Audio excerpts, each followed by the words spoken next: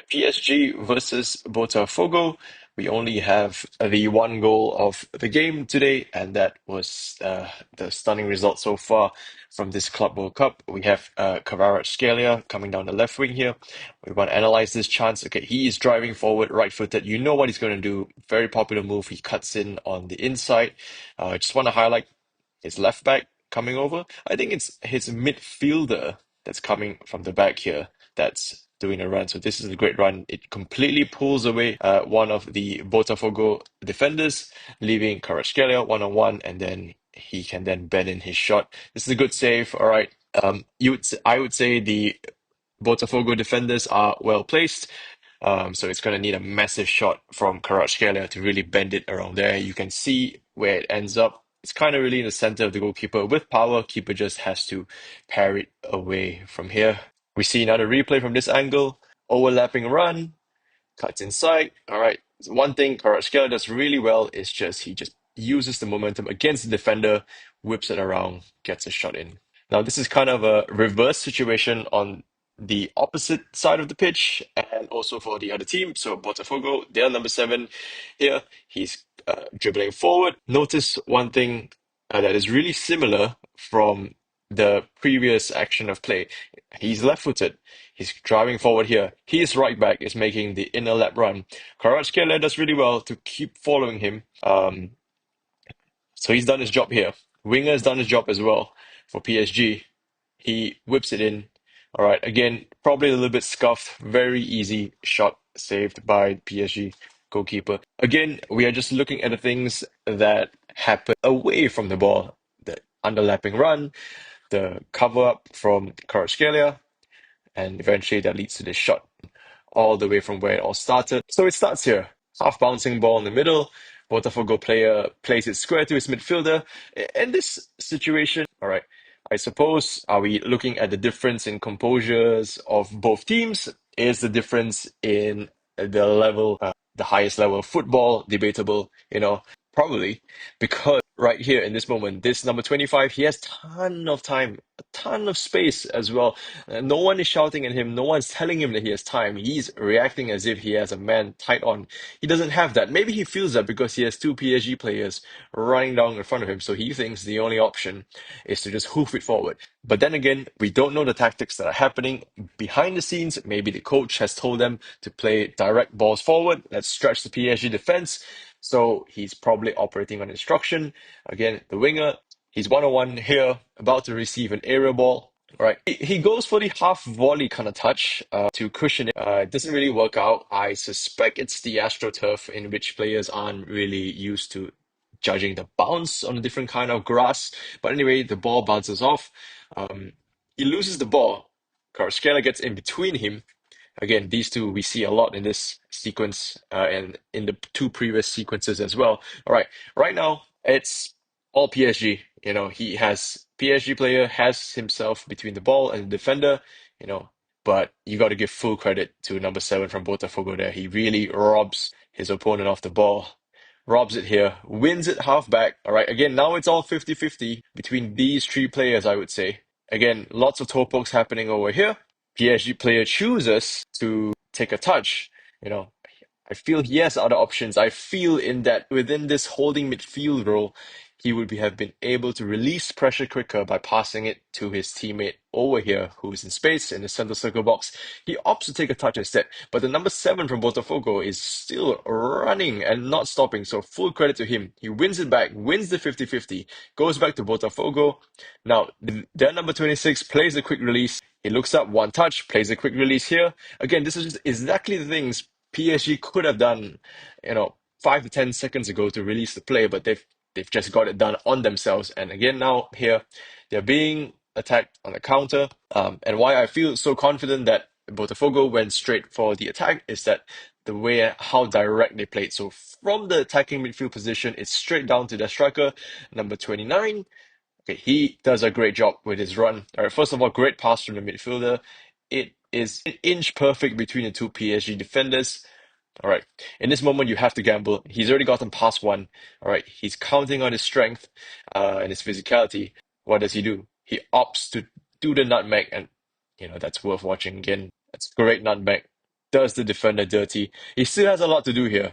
And I think the XG, or the chance that he would score from this range, he's outside of the box. He is still that recurring defender in front of him. It's not a very high chance he scores. But again, he's 1-1. You're the underdog. You're playing against the Champions League winners from this year. Why not take a shot? And sometimes you're rewarded with good luck. Again, it just gets deflected off the PSG defender, and Botafogo score the only goal of the game. Now, could the defender have done more? Hard to say in this one-on-one situation. If he dives in, he sells himself, and if the striker's good enough, he's gonna go past you again. I always feel there's a psychology between one-on-ones. The PSG defender has just lost the one-on-one earlier with the initial nutmeg. Since he just lost the previous one-on-one, he's not going to dive in and sell himself knowing that he's the last defender.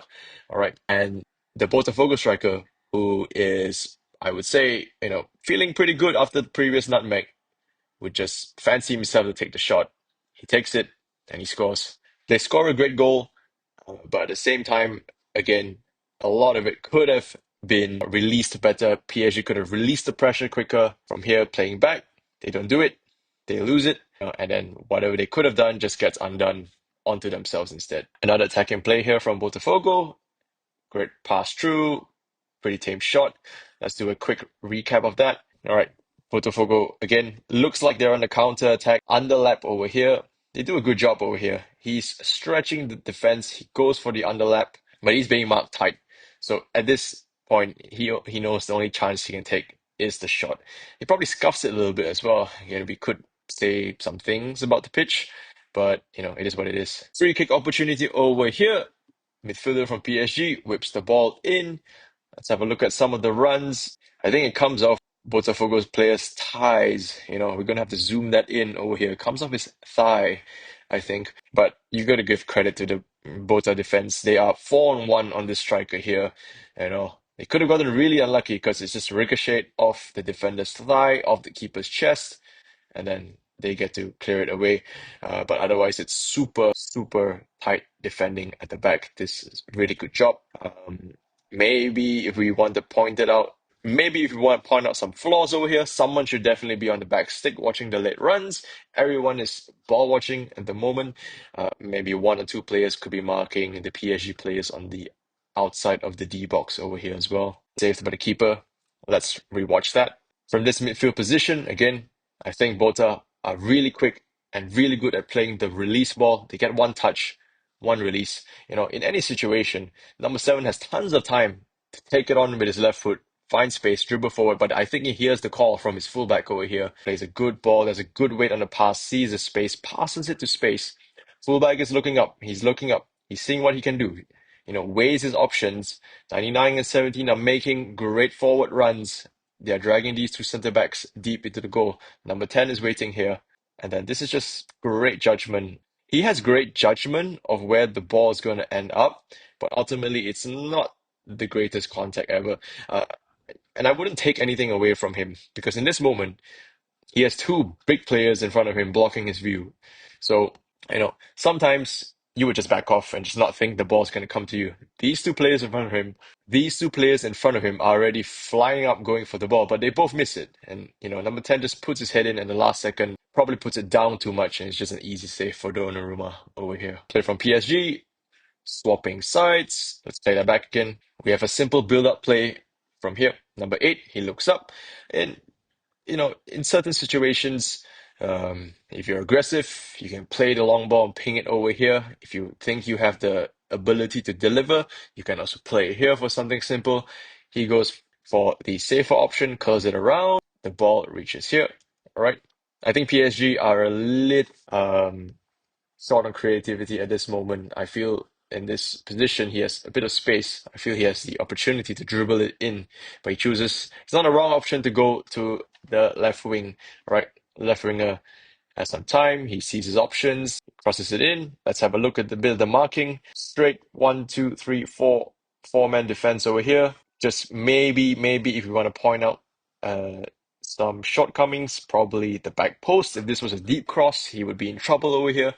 But otherwise, the back four have it all sorted out as well. And then we play out the final shot, controls it, then hits it with the laces. But by then, It's a good line from Bota. Once the ball is about to be cleared in this moment, they have a strong look at the aggression of how quickly they step up. Hakimi's gone out. Kvaratskhelia just hanging around, but look at how quickly they step up. They step up, they step up, and in I think less than half a second, their back four line is already, getting three players offside. And I think that's crucial as well. You can't say that there's a huge level of difference between these two teams because tactically they were really well drilled, and then rightfully it's an offside goal. Last bit of attack from PSG, left wing, gets the cross in. I would want to pay attention to some of the positioning over here. That's his only option. He's on his left foot. He has to put it in. So let's see. I think PSG are on heavy attack mode over here.